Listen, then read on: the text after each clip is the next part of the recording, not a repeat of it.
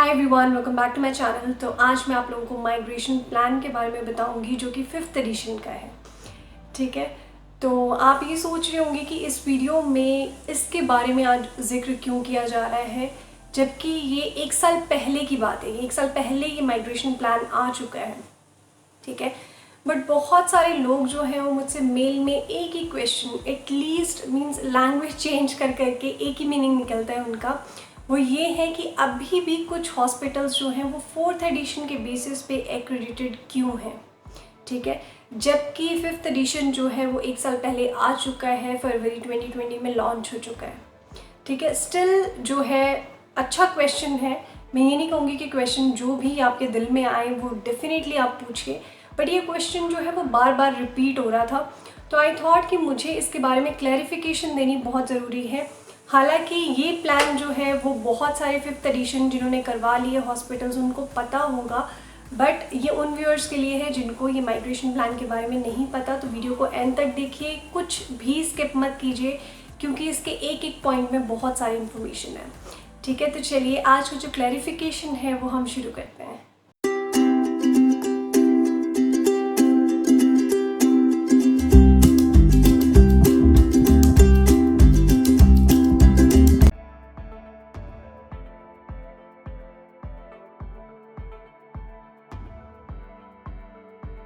देखिए गाइस, कोई भी चीज़ जो मार्केट में आती है उसको थोड़ा सा हमें अडेप्ट करने में टाइम लग जाता है। सिमिलरली क्या है, 5th एडिशन आई, लॉन्च हुई, आप लोगों को पता है 4th एडिशन के कंपैरिजन जो है, जो भी अपनी 1st एडिशन चल रही है, 1st, 2nd, 3rd, 4th, वो ऑलमोस्ट सिमिलर थे। बट जब ये 5th एडिशन आई है तो उसमें चेंजेस हुए हैं, तो इसको अडाप्ट करने में थोड़ा बहुत टाइम लगेगा। तो NABH ने क्या है, बहुत लंबा टाइम दिया है इसको आपको इम्प्लीमेंट करने के लिए। ये फरवरी 2020 में लॉन्च हुई है, तो आपको बहुत लंबा टाइम पीरियड मिल गया है इसको माइग्रेट करने के लिए। माइग्रेट मीन्स अगर आप 4th एडिशन में है तो 4th एडिशन से 5th एडिशन पे माइग्रेट कर जाइए।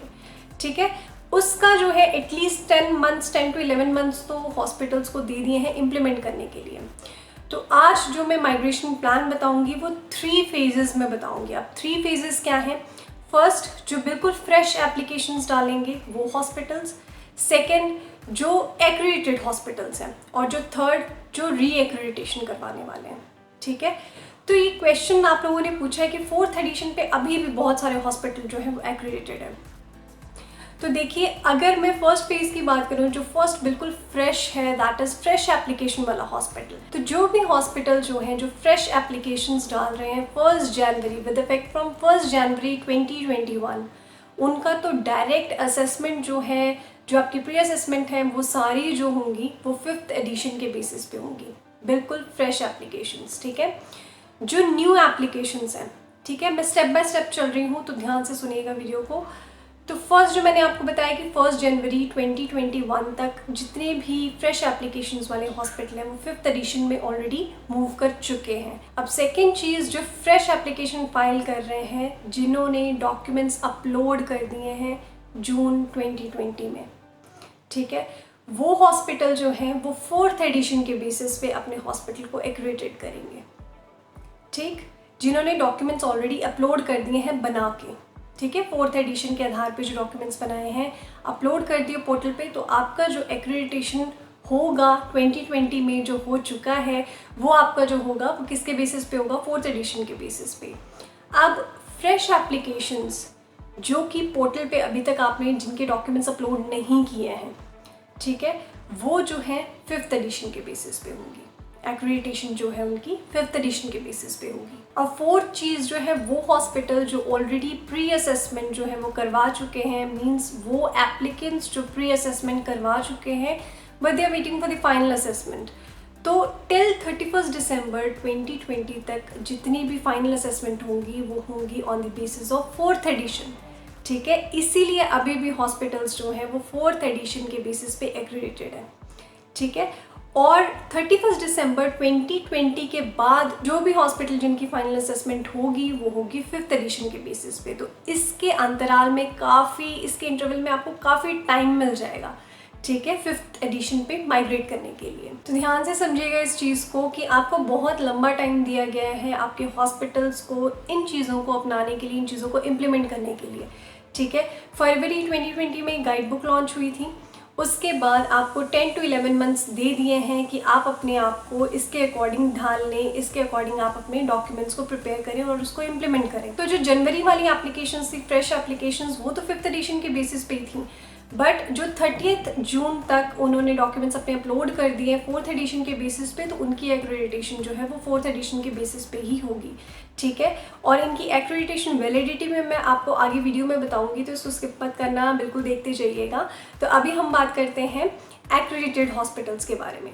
तो वो हॉस्पिटल्स जो ऑलरेडी एक्रेडिटेड हो चुके हैं बट 31 दिसंबर से पहले एक्रेडिटेड हो चुके हैं 2020 में, बट उनकी सर्वेलेंस असेसमेंट बाकी। तो ये हॉस्पिटल्स जिनके सर्वेलेंस असेसमेंट जो है 31 दिसंबर 2020 तक है या उससे पहले शेड्यूल कर दी गई है, तो उनके पास ऑप्शन है, वो 4th एडिशन के लिए भी जा सकते हैं, वो 5th एडिशन पे भी माइग्रेट कर सकते हैं, ठीक है। बट अगर 31 दिसंबर 2020 के बाद आपके सर्वेलेंस असेसमेंट की डेट है, तो आपको टाइम दिया जाएगा माइग्रेट करने के लिए, तो आपने 5th एडिशन के बेसिस पे ही अपने हॉस्पिटल को एक्रेडिटेड करवाना है। तो अब हम बात करते हैं री एक्रेडिटेड हॉस्पिटल्स के बारे में, ठीक है।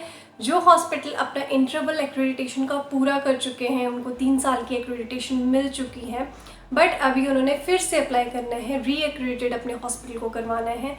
तो जो हॉस्पिटल्स री एक्रेडिटेशन के लिए जाएंगे 1 जनवरी 2021 तक या उससे पहले, ठीक है, उन हॉस्पिटल के पास ऑप्शंस है, either they go for 4th edition और they go for 5th addition, ठीक है, उनके पास चॉइसेस हैं। बट जो 1 जनवरी 2021 के बाद आएंगे वो स्ट्रिक्ट उनके लिए कि 5th एडिशन ही आपने री एक्रेडिटेशन जो है अपनी 5th एडिशन के बेसिस पे करवानी है, ठीक है। तो ये हमारा जो माइग्रेशन प्लान है, इसको ध्यान से दोबारा मैं कहूँगी वीडियो के स्टार्टिंग में जाइए, दोबारा से इसको देखिए, क्योंकि ये माइग्रेशन प्लान समझना बहुत ज़रूरी है। अभी भी बहुत लोग इसके कन्फ्यूजन में हैं और आई डोंट नो ये क्वेश्चंस जो है उनके मन में आया होगा या उनसे किसी ने पूछा होगा, तभी उन्होंने मुझसे ये क्वेरी की है। और 5 से 6 जो है वो सिमिलर टाइप के क्वेश्चंस थे, तो मेरा फ़र्ज़ ये है कि आपको हर चीज़ क्लैरिफाई की जाए, इसीलिए मुझे लगा कि ये वीडियो बनानी बहुत ज़रूरी है माइग्रेशन प्लान और इम्प्लीमेंटेशन प्लान के बारे में, ठीक है। तो इसमें कुछ नहीं है, सिर्फ डेट्स का फेरबदल ही है, और वो डेट्स जो है, मेन जो डेट्स हैं वो आपकी है 1 जनवरी 2021, उसके बाद है जून 2020, ठीक है। उस जून से पहले जितने थे वो 4th एडिशन में जाएंगे, और उसके बाद जो अगर आपने बिल्कुल फ्रेश फाइल करना है तो आप 5th एडिशन के बेसिस पे जाएंगे। इसीलिए बहुत सारे हॉस्पिटल्स अभी भी 4th एडिशन के बेसिस पे हैं, बट आगे उनको भी 5th एडिशन पे माइग्रेट करना होगा, ठीक है। बट ये उनकी एडवांटेज है, उनको बहुत लंबा टाइम मिल गया, उनको बहुत अच्छी एडवांटेज मिल गई कि वो हर चीज़ को और ज़्यादा समझ के उसको इम्प्लीमेंट कर पाए, ठीक है। तो अब मैं बात करती हूँ एक्रेडिटेशन वैलिडिटी के बारे में। एक्रेडिटेशन वैलिडिटी जो है उन हॉस्पिटल्स के लिए जो ऑलरेडी 4th एडिशन को अडॉप्ट कर चुके हैं या जिनका हॉस्पिटल एक्रेडिटेड है on the basis of 4th edition, तो उनकी जो है वो 3 इयर्स की वैलिडिटी है। और जो 5th एडिशन पे माइग्रेट कर चुके हैं, जिनको 5th एडिशन के बेसिस पे एक्रेडिटेशन मिला है, उनकी वैलिडिटी जो है वो 4 इयर्स के लिए, ठीक है। तो ये बहुत बड़ा चेंज है इसमें कि 3 इयर्स और 1 साल और बढ़ जाना कितना मायने रखता है, ठीक है। तो आपकी सर्वेलेंस असेसमेंट जो होगी वो भी 12 to 24 मंथ्स के बीच हो जाएगी। तो बहुत टाइम मिल जाता है आप लोगों को इम्प्लीमेंट करने के लिए और चीज़ों को समझने के लिए और समझाने के लिए, ठीक है। तो ये एडवांटेज है, मैं कहूँगी 4 इयर्स का जो एक्रेडिटेशन का वैलिडिटी पीरियड है, ये सच में एक एडवांटेज है, क्योंकि आपको 1 साल एक्स्ट्रा मिल जाता है। और डिसएडवांटेज में ये कहूँगी कि क्या होता है, विद टाइम जो है लोग इसको मीन्स भूलना स्टार्ट कर देते हैं कि ठीक है कोई बात नहीं, जब दोबारा होगा तो फिर से कर लेंगे।